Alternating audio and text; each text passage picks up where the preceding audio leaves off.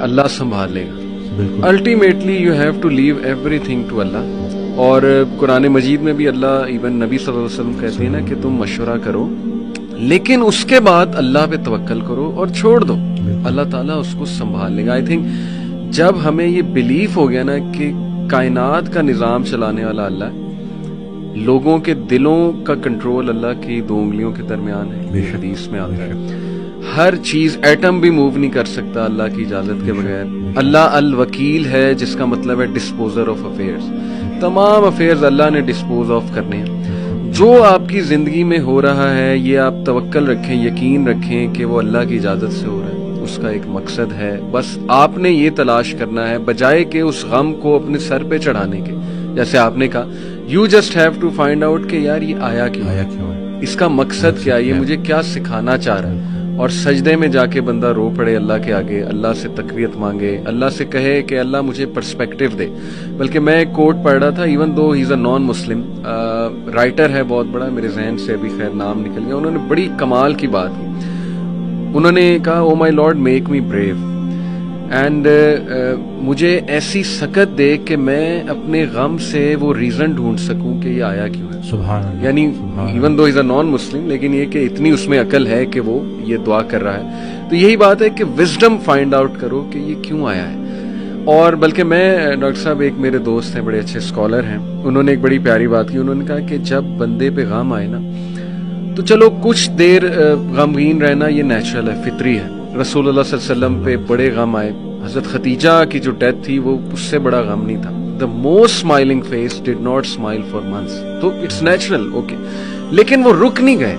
ایسا نہیں تھا کہ وہ آئسولیشن میں چلے گئے, یا ایسا نہیں تھا کہ سارے کام ٹھپ ہو گئے. کیونکہ میرے دوست نے کہا کہ دیکھو جب ہم ٹھپ ہو جاتے ہیں نا یہ پیسو شکوہ ہے اللہ سے. اتنی تو ہمت نہیں زبانی رب سے شکایت کریں, لیکن یہ کہ ہم ٹھپ ہو کے دکھاتے ہیں کہ جی بس میں تو راضی نہیں آپ کی رضا میں, انڈائریکٹلی تو ہم یہی کہہ رہے ہیں. انہوں نے کہا جو لوگ غم میں کھڑے ہو جاتے ہیں نا ان کا دل نہیں کر رہا صبح اٹھنے کا, بستر پہ پڑے رہتے ہیں. آئی ایم شیور آپ بھی ایسی کنڈیشن سے گزرے ہیں کہ اٹھنے کا دل ہی نہیں کرتا, ہمت ہی نہیں کہ جی بندے کا دل کرتا ہے میں سویا رہوں, ریالٹی میں آؤں ہی نہ, مطلب ریالٹی از سو بیڈ.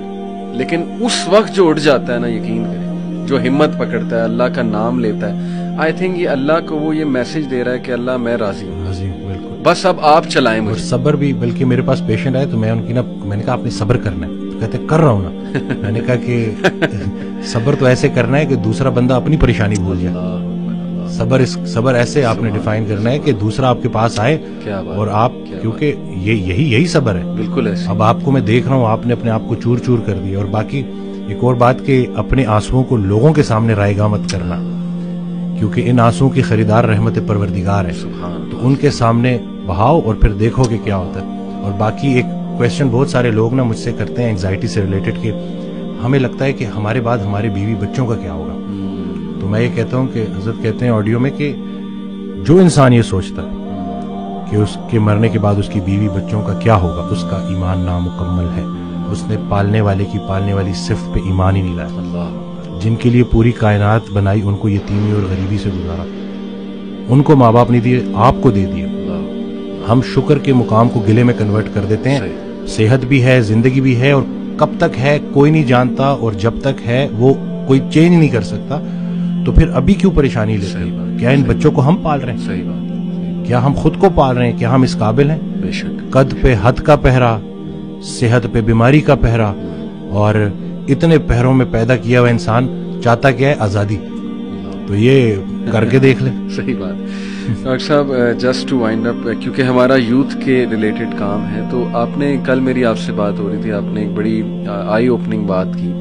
آپ نے کہا کہ ہم نہ ہی مینٹلی, نہ ہی فزیکلی, نہ ہی اسپرچولی اپنی یوتھ پہ کام کر رہے ہیں, اور ہم ایک بہت کمزور جنریشن چھوڑ کر جا رہے ہیں. تو what is your message for the youth in particular, کیونکہ مینٹلی بھی, ایموشنلی بھی, فزیکلی بھی, آپ کی بات ٹھیک ہے, ہم ایک کوئی طاقتور جنریشن نہیں چھوڑ کے جا رہے. دیکھیں اصل میں بہت چیلنجنگ ہے, لیکن ان بچوں کو یہ سمجھنا ہوگا کہ ابھی چونکہ عمر ایسی ہوتی ہے. اس دن بھی ایک کوئی ہارٹ بریک ہو گیا تھا تو پراپر نہ صحیح ڈپریشن میں, تو میں نے اس کو کہا کہ ہر اس انسان کا شکریہ جس نے میری آنکھوں کو آنسو دیے, یہ آنسو مجھے اللہ کے پاس لے گئے. اس انسان کا سب سے بڑا تحفہ یہ جدائی ہے جو تجھے اللہ کے پاس لے کے جائے گی. لوگ کیا کرتے ہیں, یہ جو غیر اسلامی تعلقات, اسی طرح سے غیر شرعی چیزیں, یقین جانے آپ جتنی مرضی دیکھ لیں سکون نہیں ملے گا آپ کو. اور یہی جو آپ کی گروئنگ ایج ہے نا, اس میں آپ کے ہارمونز بھی آن پوائنٹ بہترین ہیں. اسی عمر میں آپ نے سپورٹس میں انڈلج ہونا ہے, آپ نے پراپر طریقے سے ڈائٹ کا خیال رکھنا ہے, اور سب سے بڑھ کر یہی لرننگ ایج ہے, اس میں آپ نے سیکھنا ہے. اور جیسے جیسے آپ ایک قدم بڑھائیں گے اللہ کئی گنا زیادہ آپ کے قریب آتا جائے گا. اور یہ ٹرائیڈ اینڈ ٹیسٹڈ چیزیں, مجھے یہ بچپن میں سکھایا گیا تھا کہ صرف شہرت, دولت اور یہی چیزیں ہوں گی تو بس یہی سب کچھ ہے, کیونکہ ہم ادھر ادھر یہی دیکھ رہے تھے. لیکن سب کچھ ہوتے ہوئے بھی انتہائی بڑا خلا تھا جو پورا نہیں ہو رہا تھا.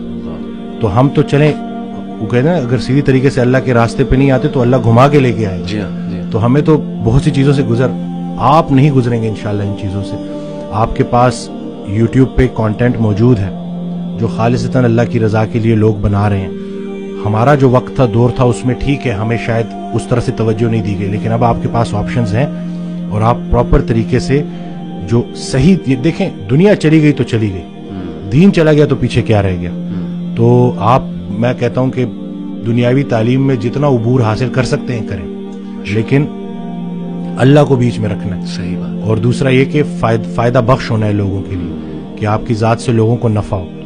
تو یہ انشاءاللہ اگلی جب جنریشن ہمیں ریپلیس کرے گی تو وہ ہم کوشش کریں گے جی انشاءاللہ. اللہ کے قریب ہونے سے آپ کو مینٹل سٹرینتھ ملے گی, پرسپیکٹیو ملے گی. جتنے بھی عظیم کام ہیں وہ غیر عظیم زمانوں میں ہی ہوئے ہیں. غیر عظیم جہالت کے معاشرے کے ساتھ اللہ دو کام کرتا ہے, یا عذاب بھیجتا ہے یا رحمت للعالمین کو بھیجتا ہے. تو رسول اللہ صلی اللہ علیہ وسلم ہمارے دلوں میں ہے, تو جن کے دلوں میں رسول پاک صلی اللہ علیہ وسلم کی عملی محبت ہے اللہ ان پہ عذاب نہیں بھیجتا. تو نیگیٹو نہ سوچا کرے پتہ نہیں ملک کا کیا ہوگا, نہ یہ چیزیں آپ نے بگاڑی ہیں, صحیح بات, نہ آپ یہ ٹھیک کر سکتے ہیں, اللہ ہی ٹھیک کرے گا. لیکن آپ خود کو تو ٹھیک کر سکتے ہیں نا. زبردست. جس نے اپنے آپ کو پہچانا اس نے اپنے رب کو پہچانا. تو اپنے آپ سے آپ آشنائی حاصل کر لیں اور دیکھ لیں کہ آپ کا انٹرسٹ کیا ہے. بالکل صحیح. جو بھی کام کرے انٹرسٹ سے کرے, اور اس میں حصہ لوگوں کا رکھ دیں کہ لوگوں کے کام آئے آپ, تو باقی انشاءاللہ کامیابی ہے.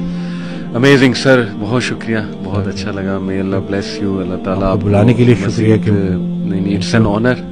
اللہ آپ کو مزید ترقیوں سے نوازے, اللہ تعالیٰ برکت دے آپ کو لائف میں, اور دنیا آخرت دونوں کی بہترین چیزیں دیں انشاءاللہ. ول کیپ ان مائنڈ انشاءاللہ. جزاک اللہ. Thank you.